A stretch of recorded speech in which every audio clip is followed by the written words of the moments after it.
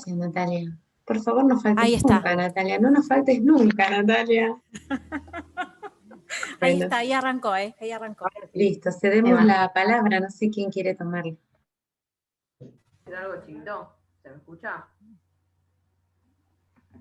Sí, pues ya.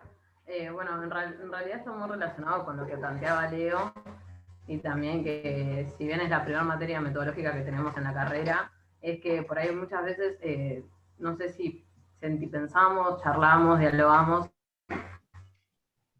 con distintas asignaturas anteriores sobre narrativas y sobre todo sobre narrativas otras, y casi siempre lo asociamos a lo descolonial y a lo hegemónico, eurocentrado, pero no sé si estamos muy acostumbrados a pensarlo en cuanto a varones, digamos. Entonces me enamoré de Sarawi, tipo, ya lo anticipo, en ese sentido feminista, que por ahí en cuanto a lo de episteme, que lo habíamos visto, reitero, se ve mucho, está muy relacionado en cuanto a la línea que tiene la carrera también, la que después nos adueñamos nosotros y nos sentimos identificadas de lo colonial, la colonización y todo lo que eso conllevó, pero muy pocas veces lo planteamos del lado del feminismo o de que en nuestra vida cotidiana todavía se sigue legitimando sobre todo la voz del hombre antes que la de la mujer en cualquier ámbito que sea.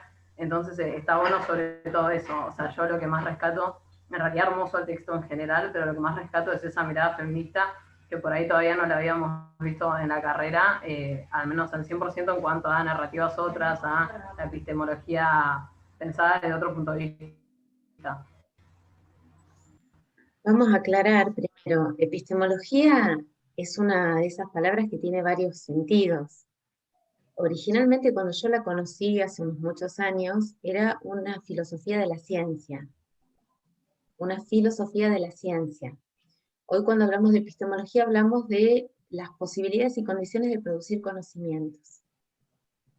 Y no tiene que ver nada más que con la ciencia moderna, justamente por este dislocamiento hacia lo descolonial. Entonces cuando Boaventura de Sousa Santos habla de una epistemología del sur, ya está diciendo que está hablando de las condiciones en las cuales se produce y se valida o se autoriza el conocimiento. Digo para ir rápido a eso. Y les digo algo más, les cuento, porque justo cuando hablaban las chicas, yo me fui a este libro que tengo, que se llama Feminismos Populares, Pedagogías y Políticas, que es de Pañuelos en Rebeldía, uno de esos libros que no se pueden comprar en los kioscos, pero se compran a conocidas y en las ferias. Y hay un artículo de Diana Macía, no sé si lo ubican a Diana Macía, o Macía con doble F, síganla en Twitter, es súper interesante, y ella trabaja mucho, Mayra, si te interesa, esto lo masculino, lo patriarcal en la ciencia, en el conocimiento, esta mirada de género de la epistemología. Y ella hace un dibujito de 2 columnas con dicotomías, pares dicotómicos, dice objetivo subjetivo, universal particular, racional emocional, abstracto concreto, público privado, hechos valores, mente cuerpo, literal metafórico, hombre, mujer. ¿No? Cómo estas cualidades se van asociando una a otro lado de esta columna y cómo la ciencia entonces está generizada, está sexualizada. La ciencia es masculina, ¿no? Por estas características.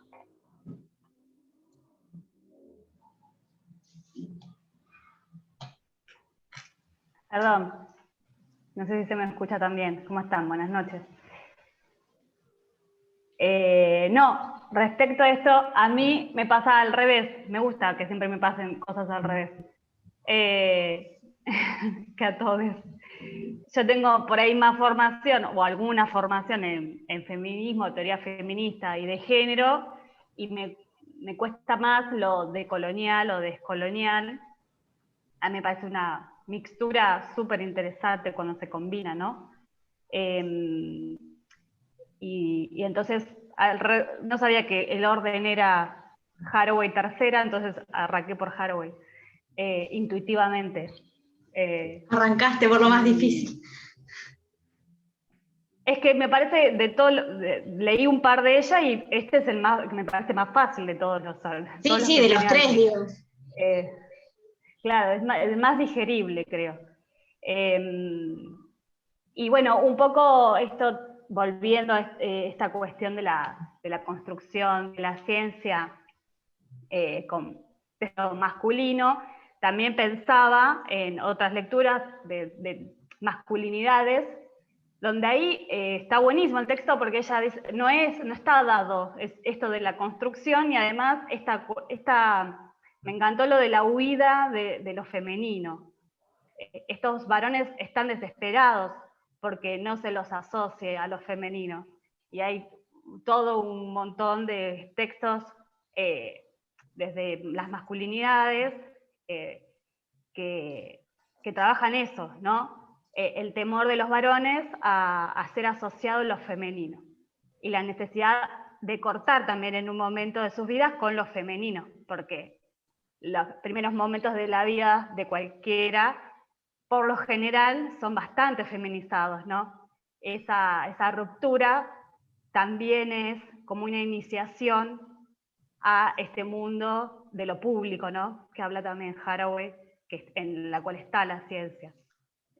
Me parece que está buenísima esa tensión, porque si no, a veces se asocia el género con las mujeres, sí es clarísima la inequidad, pero si no, también se cae en eso de la mirada sobre las mujeres. Y también los varones tienen esa cuestión de que también se están construyendo, o se construyen todo el tiempo, ¿no? En esto de lo performativo. Ese es mi aporte nada más. Muy bueno.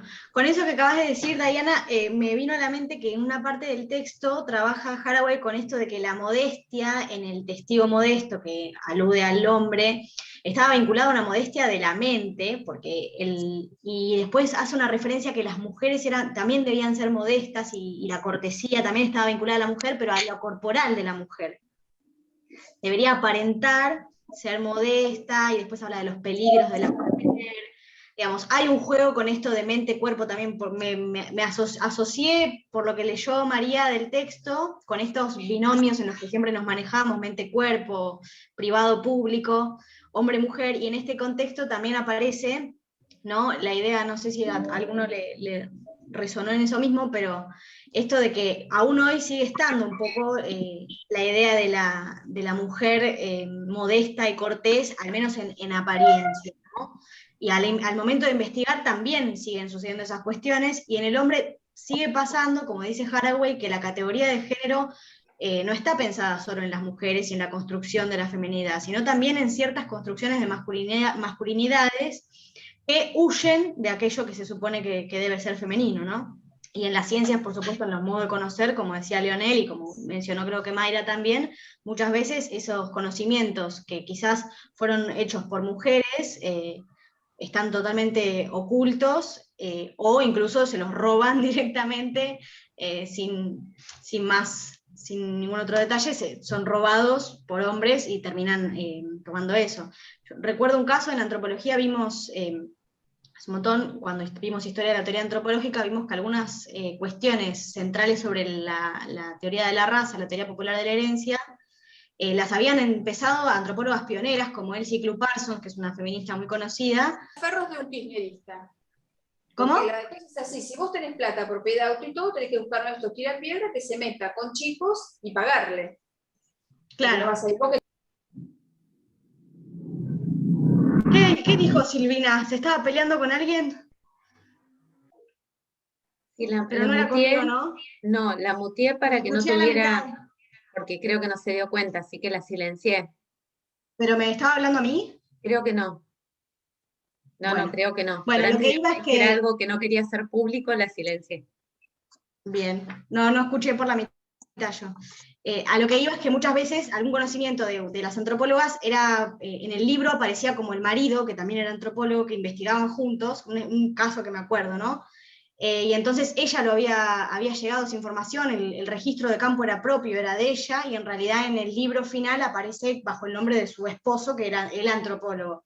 Entonces, estas cuestiones de legitimidad de las mujeres en las ciencias data de hace bastante. Bueno, me callo. Sí, perdón, ¿no? En las ciencias y en la escena pública, ¿no? O sea, es un recorte de todo el escenario público que de alguna forma siempre estuvo vedado. En la literatura también hay copiosos ejemplos de mujeres que firmaban sus libros con un seudónimo, con un nombre masculino, ¿no? Porque la legitimidad, la manera de publicar, o sea, todos los escenarios de la vida social siempre estuvieron restringidos a un universo masculino, entendido también de una sola forma. En el arte también, en el arte también. Sí. El año anterior hubo un seminario en el Museo del Mar, el Museo Mar, y en realidad era un seminario donde mostraban eso, cómo se ocultaba la figura de la mujer, y sí, con seudónimos, y que en realidad detentaban identidades masculinas cuando no lo eran. Claro. Acá hay Sí, algo Sí, interesante. incluso, perdón. Dale, No, Maggie. que sumado a eso, el otro día estaba leyendo también un texto, no sé si no era este, ya tengo un lío pero donde habla, por supuesto, a mí me interesa mucho el tema del rol de la mujer en la historia del arte, esa invisibilización que siempre detrás de artistas masculinos, la mujer no tenía entrada al teatro, por ejemplo, ni siquiera, no tenía entrada a ver, a ser partícipe, y menos a ser creadora o hacedora. Entonces estos hombres vistiéndose de mujeres, esto a razón de lo que decía un poco Catalina, ese acercamiento y no acercamiento del hombre, pudiendo jugar en esas líneas entre tal vez probar para poder decidir, ¿no? Cosa que las mujeres no. Pero una cosa que también pensaba en relación a este texto, que bueno, no sé si todos compartimos, porque también es complejo, es esta cuestión del antiespecismo, ¿no? Tal vez las nuevas corrientes veganas, vegetarianas, bueno, no consumo de animales, de no derivados. Hay una parte que me llamó mucho la atención que la autora describe cuando las mujeres iban, por ejemplo, al laboratorio y veían los pájaros, esos experimentos que hacían con los pájaros, y bueno, pretendían salvarlos, qué sé yo, y a partir de ahí nunca más las dejaron participar, ¿no? Esta cuestión entre como que la sensibilidad versus debilidad, ¿no? Muchas veces para el género masculino, también está reservado para la mujer, ¿no? La mujer es sensible, por lo tanto es débil. Entonces, digo, hay un texto de Shakespeare, Hamlet, donde también hace mucha aseveración a esa debilidad, ¿no? Tenés nombre de mujer, cuando en realidad después me cerró. Yo también empecé al revés, empecé con ella, después seguí con los demás, y también intuitivamente. Me cerró, o lo pude darle como otra vuelta, aunque falte, con el texto de Lander, ¿no? Donde también habla de la naturaleza y todo ese vínculo que tiene que ver con la colonialidad en todas sus formas, ¿no? Es la naturaleza, las mujeres, los niños, los animales, todo pertenece a un sector que no tiene participación ni legitimidad de ninguna forma. Entonces ese aspecto me llamó también la atención. Está muy bueno, Maggie, ese enlace que haces ahí entre esta parte de Lander donde habla de ese dualismo que es fundante, que es un binarismo en realidad de la modernidad-colonialidad, y que deja a la mujer asociada con todo lo femenino del lado de la contraparte, digamos, despreciada, porque justamente es un par binario y no dual, porque lo dual podría poner a los dos en el mismo lugar, o por lo menos así lo plantea Rita Segato, que es interesante, me parece verlo en esos términos. Iba a decir, acá alguien puso en el chat algo, yo quería dar un ejemplo antes, esto de Janina, que está buenísimo, ¿no? Cómo se forman y perpetúan diferentes tipos de desconocimiento. No sé si lo habían leído, ¿no? Cómo se fomentan ciertos tipos de desconocimiento, cómo se alimentan. Pero yo lo que quería decir en realidad con lo que había dicho Mariana, porque no quería que se fueran, me parecía que había algo para decir respecto de la epistemología, y vuelve con la epistemología, porque Mariana dice de que hubo una muestra en el mar, o una actividad en la cual se mostraban, y ustedes también contaron de muchas mujeres que debieron travestirse, o debieron esconderse, o fueron relegadas porque el nombre de mujer les quitaba autoridad. Pero yo me acuerdo, por ejemplo, que antes de esta muestra, lo último antes de la pandemia en el Museo Mar fue la muestra de Roca. Y cuando vos entras a la muestra de Roca, no dice nada sobre el patriarcado, pero lo performa. Porque es la muestra de un fotógrafo que muestra mujeres pornográficamente. Las expone al ojo sin permiso, se siente autorizado a exponer a la mujer y a exponer un cierto tipo de belleza femenina, hegemónica. Ese tal vez es el gran esfuerzo que tengamos que hacer, porque acá tenemos a Leonel hablando, y Leonel representa la figura masculina hoy en la clase, ¿no? O lo asociamos, yo lo asocio a una presencia masculina que ya es amigo, que es fuerza amiga, ¿no? Como tantos hombres que encontramos en las marchas, que no importa, esto no tiene nada que ver con, ¿no? Aquello que identificamos o que en un principio identificamos como masculino. Después que se corren como quieren, digo, no tiene por qué quedarse en el rótulo de masculino Leonel y no lo vamos a poner ahí fijo. Pero nosotros, yo en principio pienso todavía en un alumno, ¿no? ¿Y cuántos de estos hombres, en estos términos nada más, vemos que empiezan a ser aliados nuestros, de las mujeres, en tanto también hablan por nosotras y hablan de nuestras injusticias? Pero lo que en la investigación se juega está en un nivel un poquito más oculto, en un nivel menos transparente. Claro. Ahí está. ¿Nati? Nos perdió Nati. Bueno, esto quería decir, nada más. Que está en un nivel un poco más oscuro, ¿no? Como que no es algo tan obvio como que la mujer era y nadie se la mostraba, sino como lo de Roca, que vos vas a la muestra de arte y supuestamente no tiene nada que ver con género. Y sin embargo hay un ejercicio del abuso masculino, de la mirada masculina sobre el cuerpo de la mujer, que no es tan fácil de captar. Entonces, recuerden que la investigación tiene que ver con poder dar visibilidad a algo que está automatizado. Entonces, me parece que en el ejemplo que dijo Mariana ahí como que hay una cosita interesante. Bueno, seguimos, con quien quiera. De hecho, pensaba en esta pregunta que habían puesto sobre a favor de quiénes o qué juega el privilegio de investigar. Pensaba que, bueno, durante muchos años, y inclusive hoy en la actualidad, con el ejemplo que yo hoy les daba sobre estas investigadoras que se enfrentaban al momento de realizar una investigación con la vacuna del COVID, yo pienso que en sí juega a favor del hombre blanco y cis, ¿no? Yo lo pienso así. Y sobre todo si participan en mujeres que investiguen, siempre esa investigación como que sigue una línea ortodoxa. Yo me acuerdo, María Marta, cuando vos contabas, a veces todas las veces que por ahí les rebotaban sus investigaciones, que llevaban a cabo esta mirada descolonial o queer, y que bueno, que nosotros la conocimos, por lo menos yo la conocí el año pasado, tanto en problemática educativa como en teoría de la educación, y llegué a este tipo de investigación por cursar esta carrera. No llegué por fuera, o sea, ¿cómo cuesta que una investigación que no es lineal, que no es ortodoxa, que no está manejada por los hombres, porque acá intervienen disidencias también, me parece que esto es lo que por ahí estaría bueno que suceda, ¿no? Que también pensaba en esto de Luciano cuando nombraba de que justamente como se está rompiendo las estructuras, tanto políticas como sociales, yo creo que es lo que busca justamente es esto, empezar a visibilizar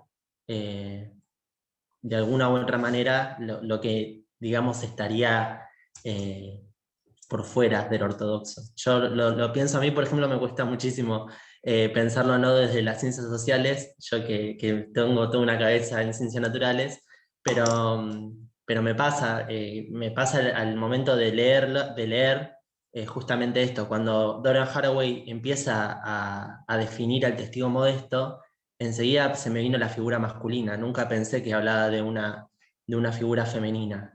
Incluso en la definición de testigo modesto puse que el testigo modesto es justamente un sujeto masculino que está quieto, permanente, objetivo y razonable, y que por eso también es modesto. O sea, y al ser modesto es lo que llama la atención de que su investigación pueda ser visible.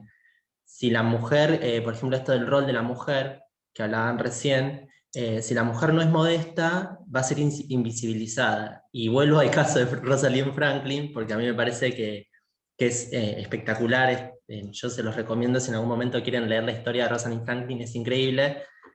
Justamente a ella le pasaba esto, ella no era para nada modesta, e incluso la trataban de terca, porque cuando ella estudiaba y estaba haciendo sus investigaciones, no podía compartir el mismo espacio que los varones. Entonces tenía que ir a merendar, a desayunar por fuera, y cuando se recibe de doctora en ciencias químicas y físicas, le niegan el doctorado durante 8 años. Se tuvo que ir a los Estados Unidos, en la Universidad de Ohio, para poder obtener su título de doctora, y la misma universidad que le negó su título, después la llama a investigar en esto que, bueno, que fue su gran descubrimiento, ¿no? Pero justamente esto, del rol modesto, y me hizo acordar muchísimo a la historia de Rosalind Franklin.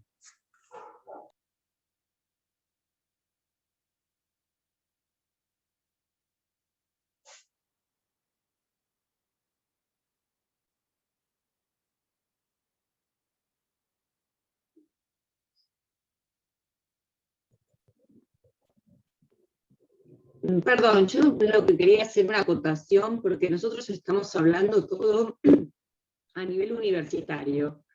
Yo que, por ejemplo, estoy en otros niveles, estoy en primaria, que estoy en secundaria, digo, ¿por qué no llegan este tipo de mensajes a las escuelas? Es como que está cercionado los niveles en este tipo de información y en este tipo de apertura, por decirlo de alguna manera. Porque ayer casualmente estábamos haciendo seminario obligatorio y nos preguntaban qué historia conocimos. Y es la misma historia que los chicos siguen conociendo en el siglo XXI. Entonces, ¿qué nos está pasando a nivel educativo? Que no siguen habiendo estas rupturas en los distintos niveles. No sé, es como para hacer una investigación un poco más profunda, desde los diseños, desde las políticas, desde los niveles centrales. Es como que es un poco enmarañado, ¿no? No sé, me pongo a pensar desde ese lado. Ale, Evangelina te habla. ¿Cómo estás? Sí. Ahí casi te diría que tenés una gran parte de la respuesta a la pregunta que hacían las chicas, ¿no? ¿Para qué? ¿Para quiénes? Uno investiga. Y creo que va por ahí, me parece. Es que creo que mi Podemos visión comenzar a narrarla. de investigación educativa creo que pasa por ese lado, por empezar a narrar de lo que pasa dentro de las escuelas, esas rupturas que tenemos que provocar dentro de las instituciones educativas, sea el nivel que sea, no necesariamente tenemos que ir a un nivel terciario o a un nivel universitario, sino cualquier tipo de nivel, porque a veces, muchas veces, los chicos nos interpelan con preguntas y las llevamos al discurso hegemónico en ocasiones para dar las respuestas. Entonces ahí es donde sentimos que realmente, por lo menos yo siento que hay una fractura educativa, hay una deuda educativa con respecto a los alumnos que estamos formando. No sé, es como que es un tema pendiente, digo yo, a nivel educativo. Coincido con Leonel que muchas cosas de las que conocía a partir de ciertas materias, porque ni siquiera en mi carrera de formación estuvieron dadas estas visiones, sino que las estoy conociendo siglo XXI, por decirlo, y yo soy del siglo pasado. Mi carrera de formación no es tanto muy lejana, pero es mi siglo pasado. Entonces, realmente creo que uno de los quiebres grandes que tenemos a nivel educativo es esta falta de criterio, de lineamiento para tratar ciertos temas en los ciertos niveles de una manera más fluida o más rupturizante. Perdón, a lo que dice Alejandra, bueno, obviamente adhiero, porque pasa eso. En la escuela primaria, por lo menos en el ámbito donde me desempeño, el diseño curricular de ciencias sociales sigue siendo horrible. No puede faltar la línea de tiempo, por ejemplo, esto de pasado, presente, futuro, estático. Bueno, pero no solo en primaria, porque soy docente coformadora, y cada vez que llegan las chicas a la escuela, yo tengo la esperanza, la ilusión de que lleguen con otro tipo de ideas, y sin embargo, en el nivel terciario se sigue sosteniendo este tipo de ideas, ¿no? Y también me pregunto lo mismo que Alejandra, ¿dónde están las investigaciones? ¿Dónde están los pedagogos, los teóricos, que por ahí dicen una cosa, pero no se aplica, pasa otra, sinceramente. Así que bueno, también pensando lo mismo. ¿Puedo hacer un comentario? Bueno, coincido en lo que compartieron las compañeras. Bueno, en realidad es del vamos, con Leo, con Mai, con Van en el chat, con casi todos los comentarios, con casi todos los compañeros. En el caso de lo que es la educación en las escuelas, en los otros niveles, yo lo puse ahí en el chat, me parece que también es pensar cuál es la educación de los docentes, no solo la formación, o sea, entender la educación no solo en el momento que entramos a un terciario o una universidad en la carrera de profesorado, sino cuál fue nuestra educación. La gran mayoría de acá tenemos como brechas etarias importantes, no quiero saber la edad de nadie, y no me da pudor decir la mía, pero yo tengo 26 años, me recibí como profesora con un plan de vigencia 2010, con una ley de educación sexual sancionada en el 2006, y mi plan de estudios no tuvo la incorporación de esa ley. Entonces me parece que, y ni siquiera estamos hablando ya de epistemologías mucho más complicadas, o rebuscadas, o difíciles, como podremos hablar en una carrera universitaria, y pensar cómo la llevamos, o cómo la podemos transponer a otros niveles. Hablemos de una ley que está sancionada, que tiene sus lineamientos curriculares aplicados para cada nivel y para cada área de esos niveles, que no acontece. Entonces, coincido con lo que está poniendo María Soledad en el chat. Yo no tuve esa formación. En mi educación fui a una escuela católica, donde si tenía la pollera más alta, no podía ser más baja, o sea, más cortita, no podía ser la banderada, por más que mi promedio lo sea. Donde tuve que una vez rescindir la bandera porque el abanderado tenía que ser un hombre porque venía el cura, o sea, todas esas cosas las viví, y sin embargo yo entro al aula y doy educación sexual integral transversalizada en ciencias sociales. Entonces, pasa también por lo que una misma o uno mismo o una misma va recorriendo en su trayectoria. A la vez coincido con que también es una responsabilidad del Estado, porque yo por suerte tengo la posibilidad de pagarme la diplomatura de educación sexual integral de la UBA, pero sé que no es la posibilidad de todos, entonces es una carencia. Los cursos del Infod que hice de ESI son minúsculos, si bien están piolas, son minúsculos y no sirven para problematizar todo lo que se podría problematizar, y no enriquece todo lo que se podría enriquecer con la ESI. Y hablo de la ESI porque, bueno, justo fue el tema de sexualidad en lo que vinieron hablando a partir de las lecturas. Pero bueno, me parece que hay como muchos, es como una bola de lana, un ovillo de lana, que tiene muchas cosas para destejer.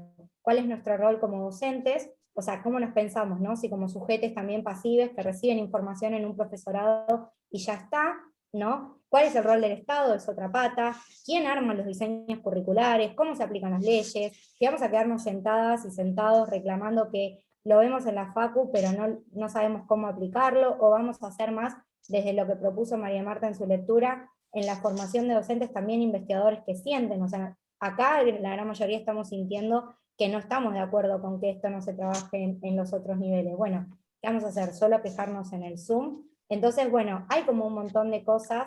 No estoy culpando a nadie, o sea, quiero como que se vean las distintas aristas que digo que se pueden problematizar: la formación docente, el rol rol del Estado, cuál es obviamente el lineamiento que se espera en las escuelas. Nadie está muy de acuerdo que estemos hablando de perspectiva de género. De hecho, es una de las falencias de la Ley de Educación Sexual Integral, y fue el negociado que se tuvo que hacer para que esa ley salga. Entonces, ni siquiera sabemos la Ley de Educación Sexual Integral, eso debería estar en un profesorado, en cualquiera. O sea, insisto, plan 2010, y la ley se sancionó en el 2006. Entonces, bueno, hay como un montón de cosas que podemos enriquecer. Me parece que tejer redes es lo primero.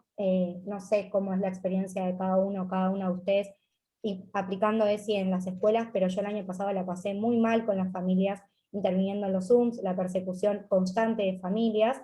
Entonces, me parece, y me sentí sola, salvo la red de docentes por el derecho al aborto, a la cual pertenezco, me pudo ahí contener alguna que otra colega del colegio, pero no fue algo que pueda decir, bueno, lo puedo hablar con cualquiera porque todos estamos entendidos del tema. En fin, me parece que hay muchísimos temas para problematizar, y no vamos a encontrar la solución ahora, y que serían muy buenos temas de investigación.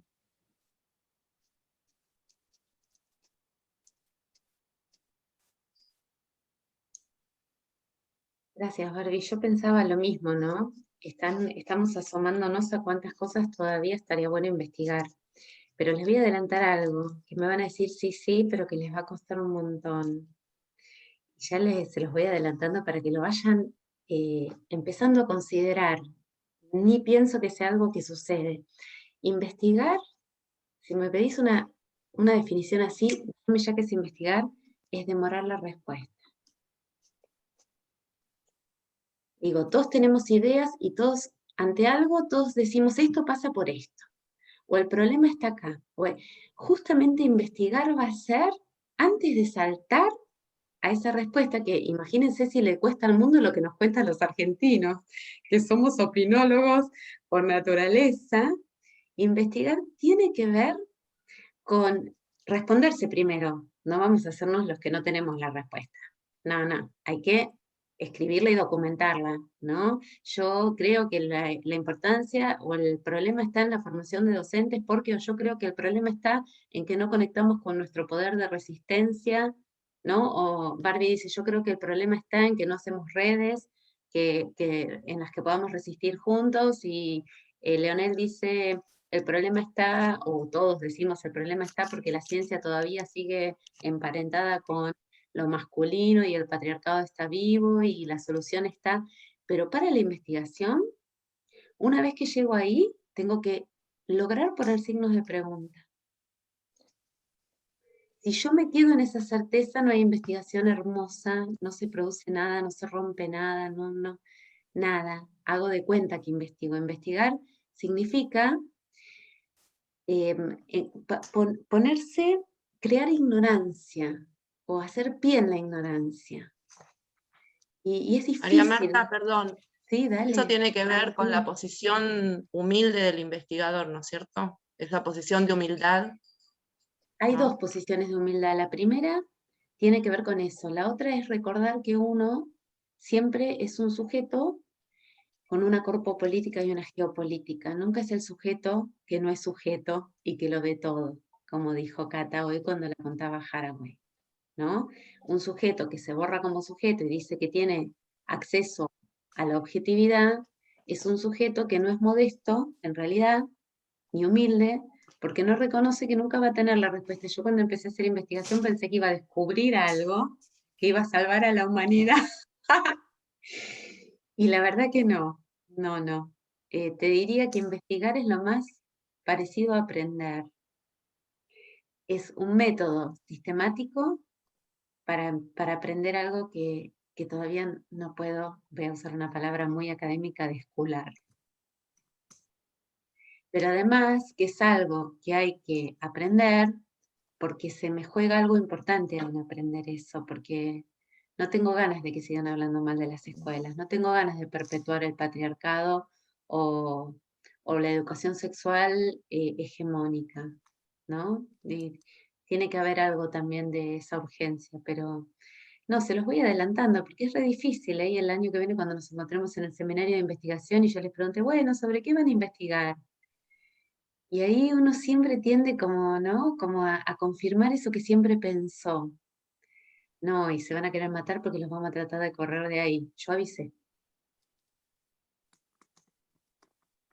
No sé si se escucha. ¿Sí? No, me quedé pensando entre todo lo que estamos compartiendo en esto del conocimiento autorizado también. Yo trato, nunca, no sé quiénes tienen experiencia en investigación, yo nunca lo transité todavía, pero trato de imaginarme el ejercicio de imaginación que nos propusiste, María Marta. Y el estar en el territorio y pensar, bueno, ¿quién produce un conocimiento legítimo? ¿Quién es el dueño del conocimiento en el espacio? ¿No? Como desde ese lugar también en el que no hay... a mí hay algo que me quedó, realmente me marcó mucho en la materia, el video de Chimamanda Adichie, de la historia única, que fue una revelación en algún punto, me mostró con más claridad esto de que no hay un conocimiento que vale más que otro, digamos. Entonces, desde ese lugar, desde reconocer que lo que el otro sabe es lo que yo no sé, también poder posicionarnos en ese espacio de aprendizaje, me lo imagino más desde ese lado, de ver que vamos a aprender juntos para producir algo genuino. Y también me quedo pensando en las urgencias que tenemos todos de cambiar cosas, que son re importantes porque es la fuerza que nos va a dar para que con mucho tiempo las estructuras sociales se vayan modificando, pero que no siempre el cambio se da al ritmo de la urgencia también, ¿no? Entonces, que es necesario que estén esas urgencias para que se vaya generando simbólicamente algo distinto, pero que el proceso va a ser siempre más lento, ¿no? Y a mí pensar desde ese lugar tal vez me da como un poco más de esperanza, de pensar que sí, no todo está igual que antes, y no todo lo que se hace en la escuela está mal, o que nos tenemos que seguir pensando juntos en los espacios. Bueno, eso.